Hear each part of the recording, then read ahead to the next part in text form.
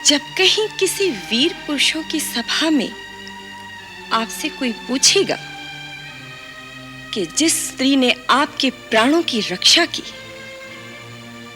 जिसके आप ऋणी थे, जिसे आपने अपने धर्म की शपथ लेकर वचन दिया था, जब उस बिचारी ने आपसे उन वचनों को पूरा करने के लिए कहा, तब आपने अपने वचन से कायरों की तरह मुंह फेर लिया और हारे हुए जुआरी की तरह तिलमिला उठे।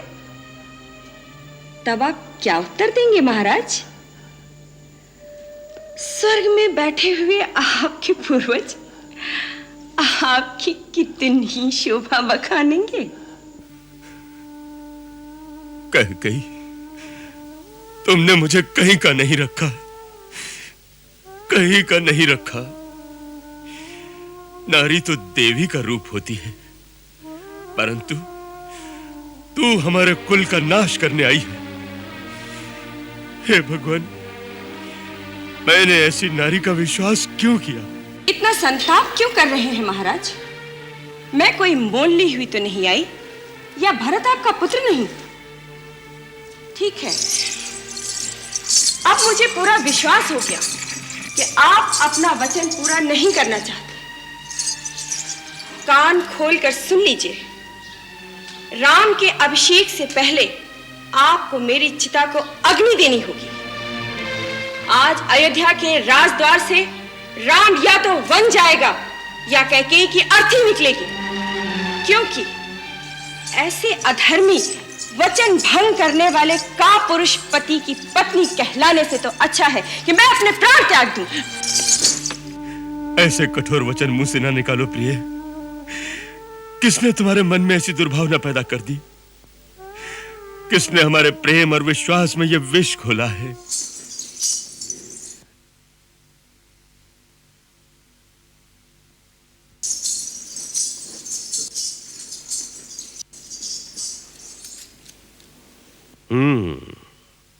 अब लगती हो दशरथ के हृदय आसन पर विराजमान एक साम्राज्ञी।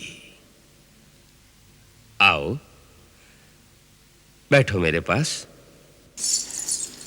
सुनो, सारे नगर में कैसी हर्ष ध्वनि हो रही है। प्रजा राम का राज्याभिषेक मना रही है। वो तो मैं सुन ही रही हूं, किंतु आप पहले मेरी अधूरी बात तो पूरी कीजिए। मेरे वो 2 वरदान। आज्ञा करो, बोलो क्या चाहिए? आज अपने राम के नाम पर सब कुछ न्यौछावर कर देंगे। मांगो, जो चाहो मांग लो। मुझे तो बस मेरे 2 वरदान चाहिए। पहले ये मांगूं या ये मांगूं? कोई भी जो चाहो।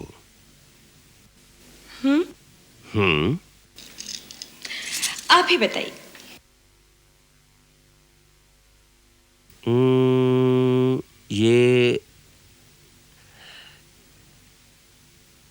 ये मांग लो।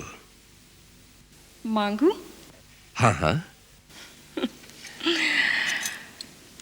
मेरा ये वरदान कहता है, अयोध्या का राज मेरे पुत्र भरत को मिले, राम को नहीं। क्या? भरत को? हाँ महाराज, भरत को। और दूसरा वरदान, राम को 14 वर्ष के लिए वनवास। क्या? राम को वनवास? हाँ महाराज, 14 वर्ष तक राम तपस्वी की तरह मुनि वेश में वन में रहे, उनका किसी भी नगर में जाना वर्जित हो।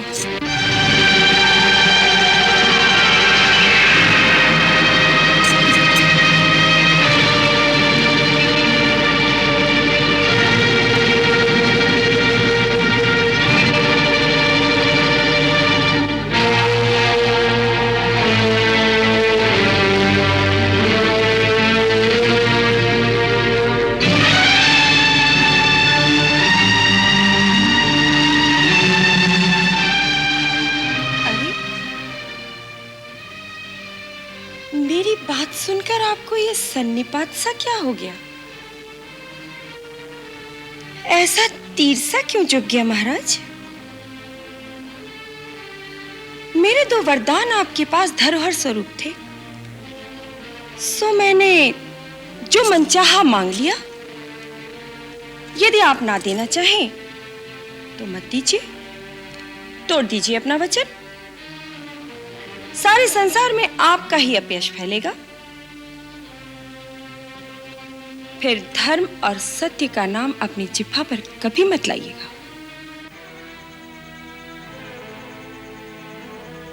कह गई, जानती हो तुम क्या मांग रही हो? भली भांति जानती हूं महाराज, मैं क्या मांग रही हूं। नहीं नहीं, ये कैसे संभव हो सकता है? ये वर मैं कैसे दे सकता हूं? बड़ी उदारता से, बड़ी सत्यवादी बनकर, क्या सोचकर आपने कहा था? मांगो, क्या मांगती हो? जो चाहे मांगो। क्या सोचा था आपने कि ये भोली भाली कैकेयी थोड़ा सा चना चबेना मांगेगी? अरे, मैं एक राजा की पुत्री हूं, एक राजा की धर्मपत्नी हूं। एक राज्य से भी भला कम क्या मांग सकती हूं? ये नहीं सोचा था आपने? सोचना चाहिए था, पर सोचा नहीं। इसमें तुम्हारा दोष नहीं, क्योंकि मैंने ही तुम्हारे असली रूप को नहीं पहचाना। मैं जिसे एक हीरे का हार समझकर गले से लिपटाए फिर रहा था, वो एक नागिन निकली। महाराज, आप तो स्त्रियों की तरह गाली देने लगे। कैसे वीर पुरुष हैं आप? मुझे तो आप पे हंसी आ रही है। तुम क्या हंसोगी? हंसेगा तो सारा संसार मुझ पर रानी। जब लोग कहेंगे कि बूढ़ा स्त्री के मोह में ऐसा अंधा हो गया कि राम जैसे धर्मात्मा पुत्र को वन में भेज दिया, तो उन्हें क्या उत्तर दूंगा? और जब कहीं किसी वीर पुरुषों की सभा में आपसे कोई पूछेगा कि जिस स्त्री ने आपके प्राणों की रक्षा की, जिसके आप ऋणी थे, जिसे आपने अपने धर्म की शपथ लेकर वचन दिया था, जब उस बिचारी ने आपसे उन वचनों को पूरा करने के लिए कहा, तब आपने अपने वचन से कायरों की तरह मुंह फेर लिया और हारे हुए जुआरी की तरह तिल मिला उठे। तब आप क्या उत्तर देंगे महाराज? स्वर्ग में बैठे हुए आपके पूर्वज आपकी कितनी शोभा बखानेंगे।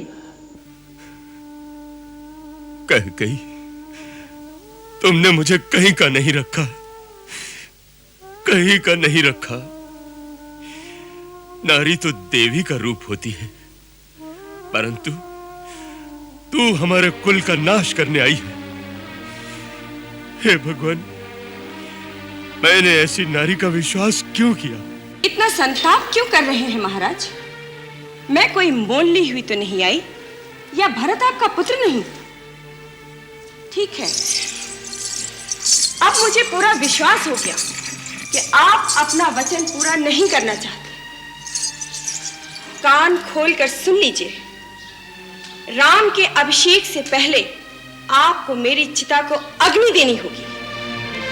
आज अयोध्या के राजद्वार से राम या तो वन जाएगा या कैकेयी की अर्थी निकलेगी, क्योंकि ऐसे अधर्मी वचन भंग करने वाले का पुरुष पति की पत्नी कहलाने से तो अच्छा है कि मैं अपने प्राण त्याग दूं। ऐसे कठोर वचन मुंह से ना निकालो प्रिय। किसने तुम्हारे मन में ऐसी दुर्भावना पैदा कर दी? किसने हमारे प्रेम और विश्वास में यह विष घोला है?